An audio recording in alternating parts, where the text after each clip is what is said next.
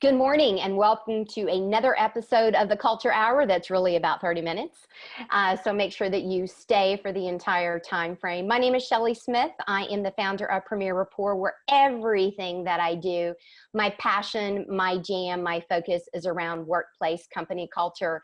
You know, back in the day, people would call out turnover and retention and hard to fill positions. The reality is that is the symptom of your work culture, whether you're rocking and rolling or whether you've got a little bit of toxicity or something in between. It is your workplace culture. So today I've got a great guest and a dear colleague, as well as a friend that I have on the show today. His name is Bob McKenna, and Bob has a wealth of experiences that we're going to dive into our conversation and talk about trends that we're both seeing. I'm also going to, you know, it's interesting, when I was prepping for the conversation with Bob, I had just gotten my latest and greatest HR magazine, and the cover says, "Building a Better Boss. Bad managers can make or break an organization." And it's so interesting that literally everybody you come across today isn't talking about the symptom. They're literally finally talking about there really is the culture, our success and our level ups as a culture. So let's dive in. I want to introduce you to Bob McKenna. Bob has been in the role of president and CEO of the Virginia Peninsula Chamber of Commerce for about 16 months. It's crazy all the things that he's doing. He totally is leveling up the community, bringing everybody together. It doesn't matter if you're a startup, if you're a small business, if you're big business. His relationship building is very intentional around keeping the businesses here, bringing more dynamics into the Hampton Roads community itself, and really doing it again with a focus and intentionality of all generations and making all of us better leaders and better community representatives. And so for that, Bob, take it away. Why don't you tell the group a little bit more about who you are, where you've been, and what you've done, and then we're going to dive into it. Well, thanks very much for that kind introduction, Shelley. And it's kind of tough to live up to an introduction like that. I still think that, so I've been in the job for 16 months now. And let me just tell you a little bit about where I came from and how I got here, which is kind of an interesting story. I graduated from college 35 years ago this week, actually. Went to the Merchant Marine Academy and kind of got there in a roundabout way. I did kind of like I got to this job in a roundabout way. But right out of the Merchant Marine Academy, I went in the Navy, and I was in the Navy for 27 years as a surface warfare officer, so mostly working on ships with some shore duty sprinkled in and around there. Retired back, so moved 16 times in 27 years in the Navy. And when we retired, and I say we because it's a partnership between my wife Kathy and me, we came back here to Newport News. So I say I'm not a carpetbagger. I've had my house here for 16 years now, and this is where, after living literally all over the country and a couple different locations overseas, this is where we decided to retire. And so we're committed to this community as a couple. And I'm committed to this community in my job, my current job as president and CEO of the Chamber. My current and hopefully last job, I'd like to stay here until I retire for good. But I worked as a defense contractor after I retired in 2011, and was working mostly from my kitchen table, traveling around doing some training for the Navy. And I am an extrovert, and Shelley knows that very well. And who have met me through the Chamber know that very well. And I was sitting at my kitchen table by myself. I like to joke I was in a pair of shorts and a t-shirt with a full pot of coffee and a laptop, and muting my phone so I could do teleconferences without them hearing the other things that were going on in my kitchen. And that was killing me slowly, because it was a decent paycheck, and I liked the training that I was doing, but I wasn't around people enough, and I thought there was a whole lot more to Bob McKenna than sitting at my kitchen table and doing a training event once a month or so. Then I worked for the VA, for the Department of Veteran Affairs, for about a 9-month period on a project which had me working in the community on improving conditions for transitioning service members who were leaving the service after retirement or after the first term or whatever. So improving their conditions educationally, so in the local schools, or at local businesses, employment, and for their spouses also. through that job, I came to meet Mike Coons, who's my predecessor at the chamber. Mm-hmm. And then when he decided to retire about 3 years later, he called me and said, "Hey, I'm retiring. Why don't you apply for the job?" And I said, "Mike, I'm not a chamber guy. I am not a business guy." And he said, "We have all 5 services represented here on the peninsula. We have several bases. A military guy would be the right person." Mm-hmm. So I applied and really didn't think that, I had a chance. I mean, they had 190 some people apply, and I came out the other end somehow. So here I am. So all of a sudden, I find myself thrust into this job that I love, Mm-hmm. but then I had to figure out, okay, what does the chamber do? And Mike Coons was very helpful as a mentor, and then I just kind of learned as I went along. And I think I was thinking this morning as I had an executive committee meeting with my board of directors, the executive committee, I was thinking, I am not necessarily a guy who can do strategic plans and who can, do all the, I would say, the administrative tedium of making a strategic plan. But I think that, to pat myself on the back a little bit, I've got decent instincts. So I think a lot of the things that we've been doing in the past 14 or 15 months are increasing the brand of the chamber. And I think you have to have a well-known brand in the community, because if a chamber strives to be the single voice, the most influential advocate for the business community in a region or on the peninsula, for instance, the brand has to be well known, and the people have to go, "Oh, that's the chamber doing that. Oh, that's the president of the chamber. That's the chairman of the chamber," whatever the case may be. But so a lot of the things that we have done have been designed with that in mind. Like we have to be well known in the community. Mm-hmm.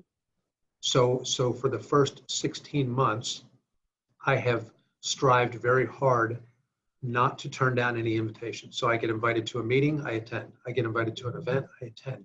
Mm-hmm. I get invited to participate in a working group, I participate in the working group.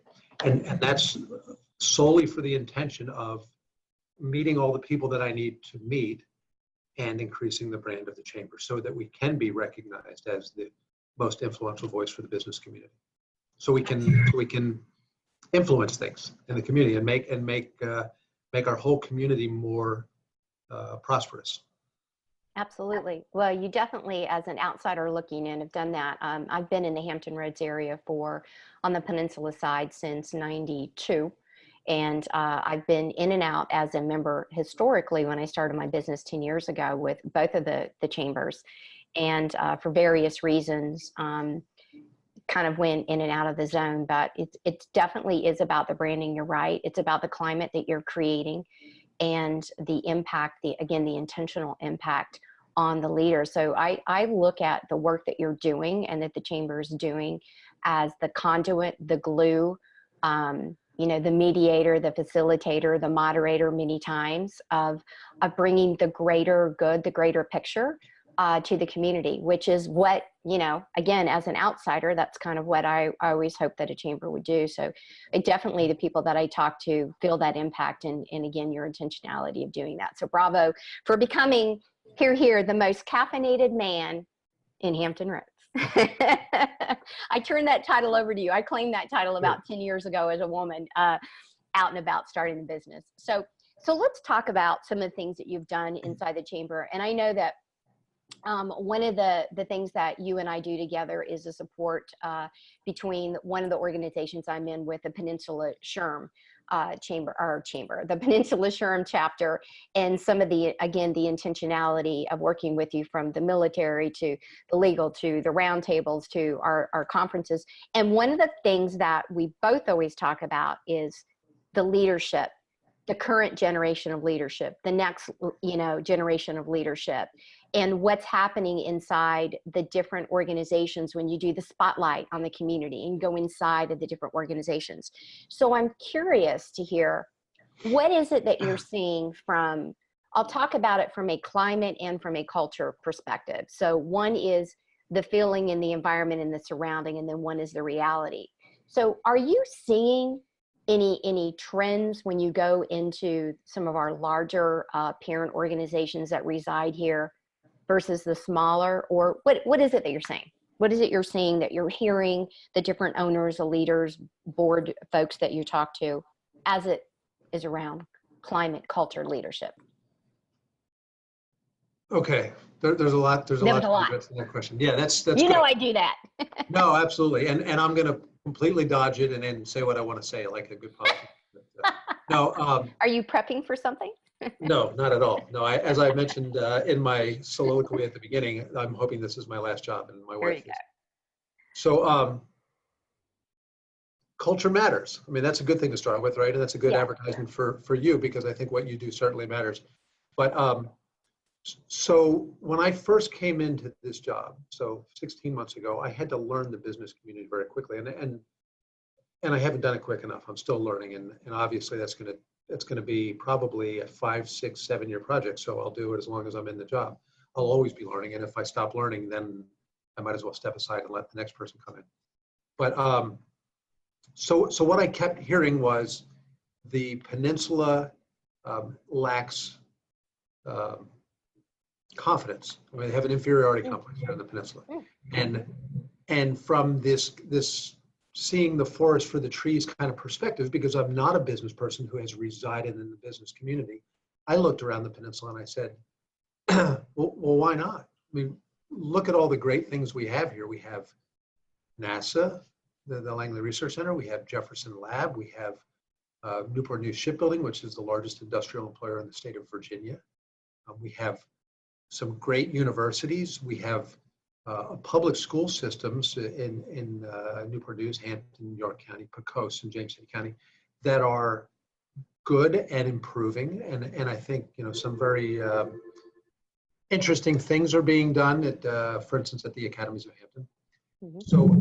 So there's some great innovators in leadership positions. There are some great advanced manufacturing companies that are doing important things, not just for our community, but for the world. I mean, international companies.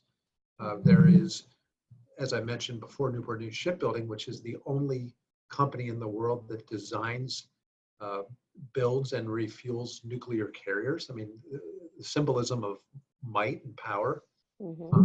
That's all here on the peninsula. So why do we have this inferiority complex? And so what we set about doing, this idea came out of a conversation that Susie Johnson, the vice president, and I had about how do we raise the level of awareness of this community to the great gifts that are on the community. And we came up with Spotlight on the Peninsula program, which you mentioned before. And that was, let's get inside places that are here and that people drive by occasionally. Mm-hmm. And go, oh, there's Jefferson Lab. Oh, there's NASA. Oh, there's Canon. But they don't know what goes on inside. So let's bring people inside the four walls and have them meet and greet people who work for that company or organization and others, leaders from the community, get a talk from the director of that organization, and then take a tour. And so what we've seen from this program is that we're getting attention in the newspaper, which is, raising the level of awareness of the community in general. But people are going behind. So just the most recent example, we were at Canon last month. Mm-hmm. And we had about 75 people attend. And most of them left and said, I've never been inside there before. I'm amazed at what's happening in there. Mm-hmm. And what we saw during the tour of the place was culture matters, right? So the place, I mean, you can tell that the leadership and the management there at all levels is very focused on their product, but they understand that in order to provide a good product to the public, they have to create an organization of workers who take pride in what they're doing. Yeah. And you have to do that by focusing on the individual employees and make sure they understand that they are valued and the work that they are doing is valued. Yeah. And that comes through loud and clear. Every place that we've walked through, whether it was Jefferson Lab or NASA or Canon or, on our lead Peninsula class, we've gone to places like Arconic and stuff like that. Mm-hmm. And we see that the people that are working there take pride in their work. Mm-hmm. And they look like they're happy. So, mm-hmm. So top-down leadership is very important. So the leader at the top sets the tone for what's going to happen. And if the tone is positive, then usually it's going to work out pretty well. So, but there are things culturally that that the little details matter too, and the leadership has to focus on those also. It's not just bottom line, right? No, it's not. People is what ultimately, every business has either strengths or woes in strategy, execution, cash, and people. But I will argue until my very last breath, it begins, ends, and everything in the middle is around the people. So right. the cash flows and the profit comes when the people are engaged. And everybody wants to feel seen, valued, and heard. It's not just the millennials. It's not just the Z generation. It's just that, us Gen Xers and other older, more senior generations. Like boomers like me. Boomers like you. We just simply taught our children to expect more, ask for more, and to stand up and to have a presence and to have a voice different than what we were. And that's just a part of an actual cultural, shift. I don't think it makes it wrong. They're just asking for things that we want, and they want everything now because of the technology piece. And I don't think there's anything wrong with that. I think it, if anything, it levels up and it challenges us for what else can we do? Why can't it be that way? And it helps you get out of your own way to create some agility. But you said something really interesting that I wanted to come back and tap on, and it's that listening component. You said it a few times in a few different ways, and I want to go into that a little bit with how did you get to that place in your life? And it's you talked about when you got into the role, you talked about listening and you talked about confidence. And that has a huge piece to how and why people begin to get engaged is when we feel like we've been listened to. It grows our confidence. So you were talking about it from confidence from the community, but then you started going in and talking about it from what you see on the faces and the behaviors of those inside the walls when you do the spotlight in different pieces. So I just think that's interesting. What are some things that you can share over your life that help you get to the place of confidence and get to the place of truly listening to be able to help people with forward feedback? Okay, so the first job that I ever had post, secondary education was I was an ensign in the United States Navy. So I already talked about my 27-year career. Mm-hmm. I reported to my first ship in June of 1985 as a 22-year-old, I guess, and was immediately put in charge of a division of 20-some sonar technicians and said, okay, you're their boss. I knew nothing about sonar. I was 22 years old. And so just recently out of college, where I was at a military academy where they fed me, they gave me linen to make my bed, and and so everything was handed to me. And all of a sudden I'm in charge of 25 people, and I'm their father, older brother, supervisor, psychologist, everything, coach. And it was baptism by fire. I mean, you learn immediately. We say in the Navy, hit the deck running. If you don't hit the deck running, you're behind. So immediately you have to figure out how to how to get the most out of the people who are working for you. And one of the ways that you do that is by making sure that each one of them understands that they are very important to you individually. And one of the ways you do that is by listening to them, right? So I went around to all 25 people or however many I had in that division and said, tell me about your job. And I would sit down with them at a sonar and say, tell me how this operates and show me what you do and this this duty that you're performing. And in the course of the conversation where they were teaching me what they did, I noticed that they took pride in what they did, for one thing. But also in the course of that conversation, I asked them questions about their personal life so I could get to know them individually and personally.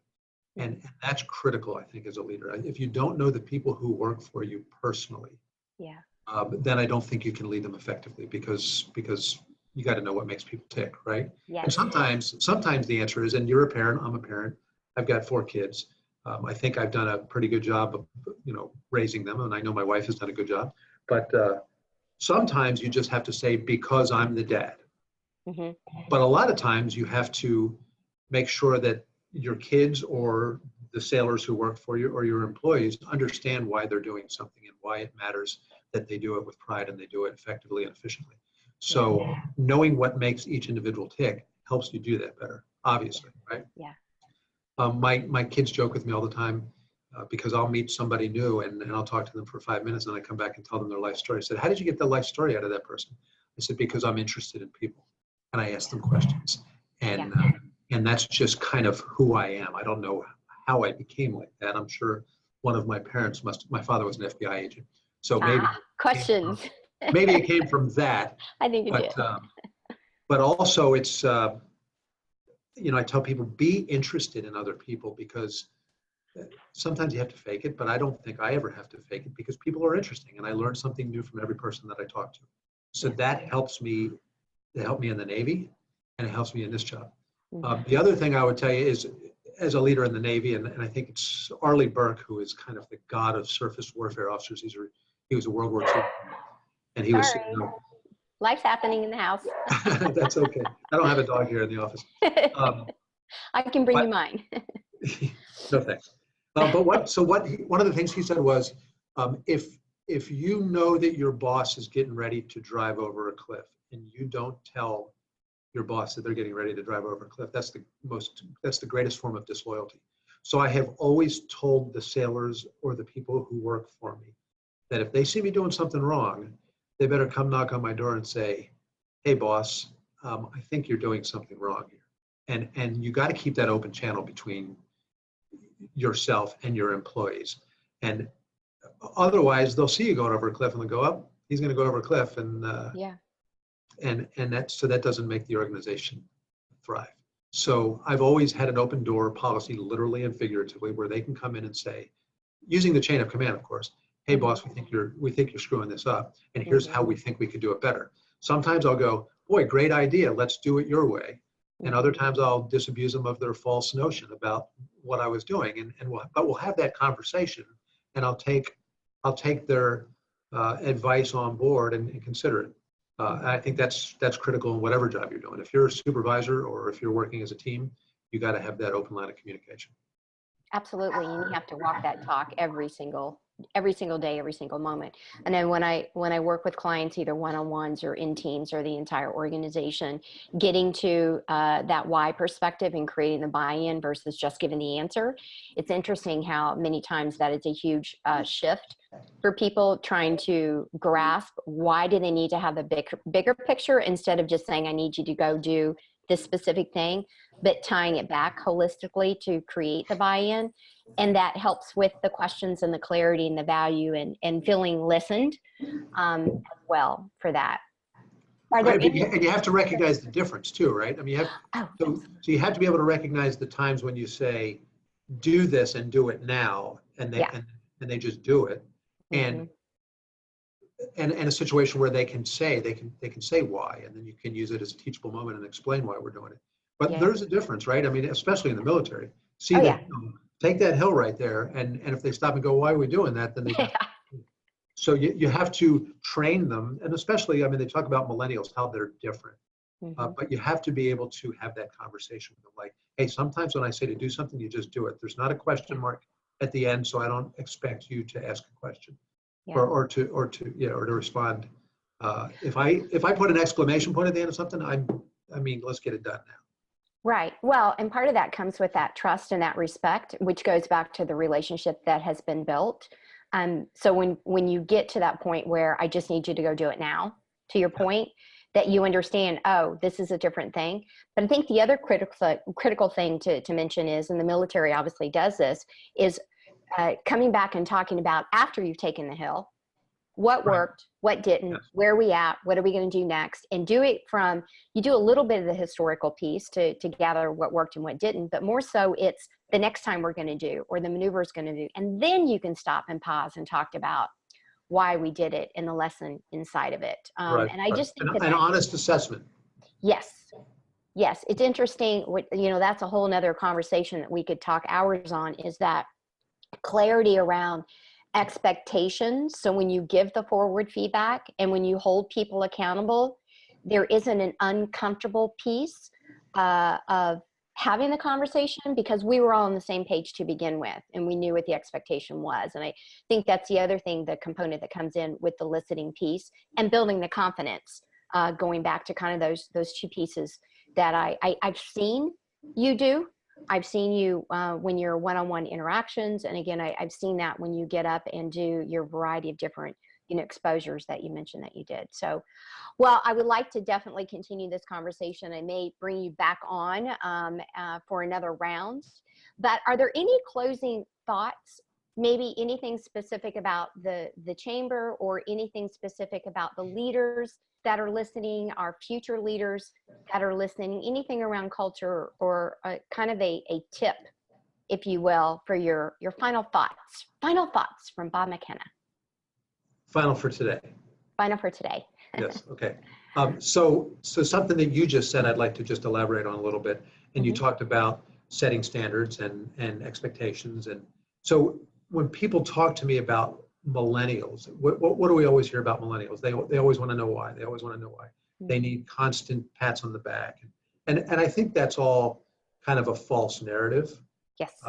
And so when I'm asked to, how do you train a millennial? I said, you train a millennial the same way you train anybody else. I mean, there are certain leadership principles, and they're principles because they are eternal. This is how it has always been. Leadership is the same way. So what's changed? I mean, leadership characteristics, leadership traits are the same.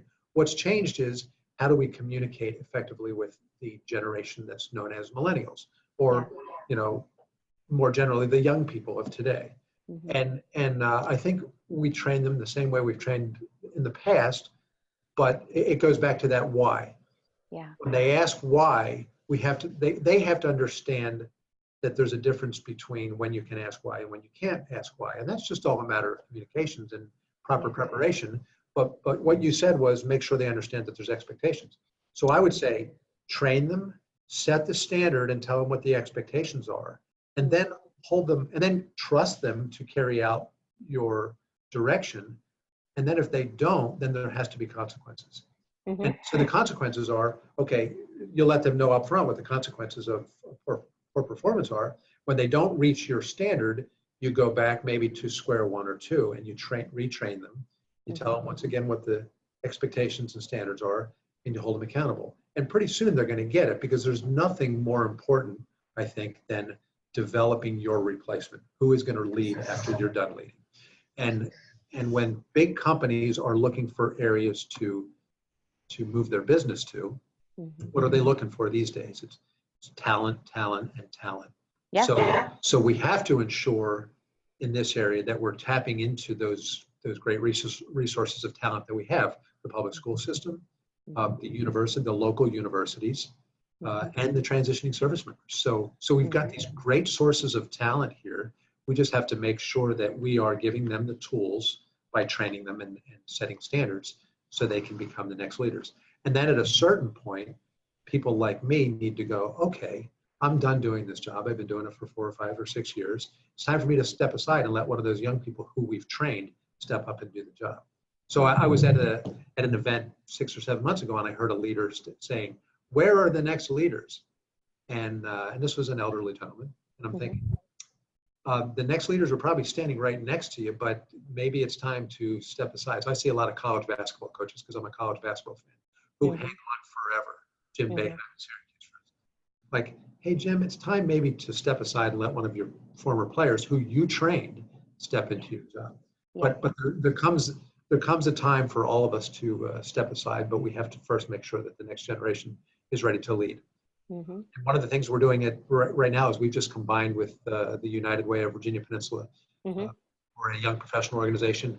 Monday the 24th is the first big event, kind of rolling out that partnership. And I've had several meetings with Steve Cast and his staff getting that set up, and we're ready to go. And that's going to be, I think it's going to be it's already a great organization that they've been running. Yeah. Now we get to partner with them and make it even greater. So I'm excited.